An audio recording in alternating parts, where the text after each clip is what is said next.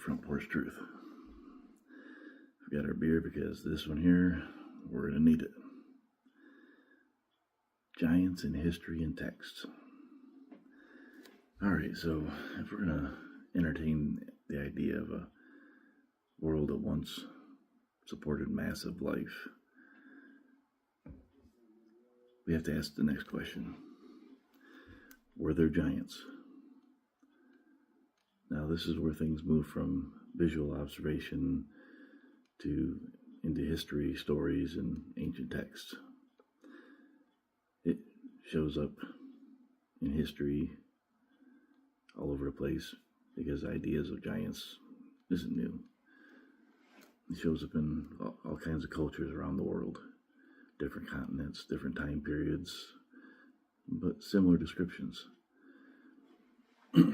Large, powerful beings, far bigger than normal humans.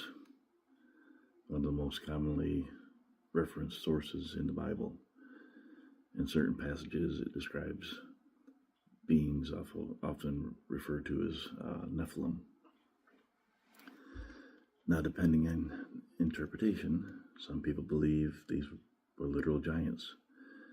Others believe they were symbolic or simple, exaggerated descriptions passed down over time.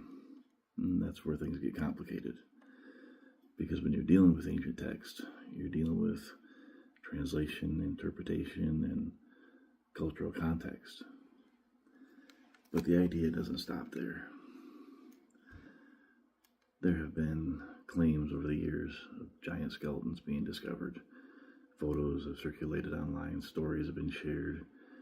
But when those claims are investigated, most of them turn out to be their misidentified remains, outright hoaxes, and that's important to point out because while the idea of giants is fascinating, there's currently no verified scientific evidence that giant humans once walked the earth.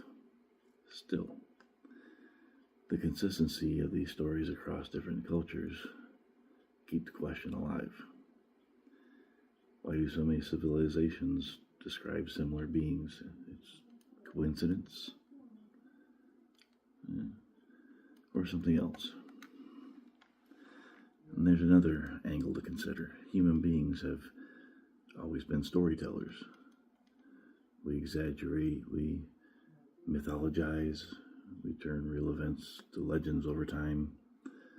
So it's possible the stories of unusually large, powerful individuals grew into something much bigger in the retelling. But even with that explanation, there's still something about the idea of giants that captures attention because it challenges our understanding of what's possible, and it connects directly to something even bigger.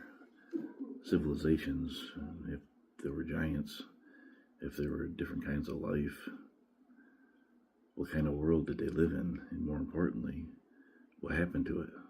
Because that's where we're headed next. Lost civilizations. Places that may have existed but are no longer fully understood today. So, before we move on, what do you think? Are stories of giants just myths, or do they come from something real that's been lost over time? Drop your thoughts below in the comments. And if you're following this series, make sure you hit like, subscribe, and ring that notification bell because the final part of this ties everything together. And it might be the most interesting one yet. I'll see you in the next one.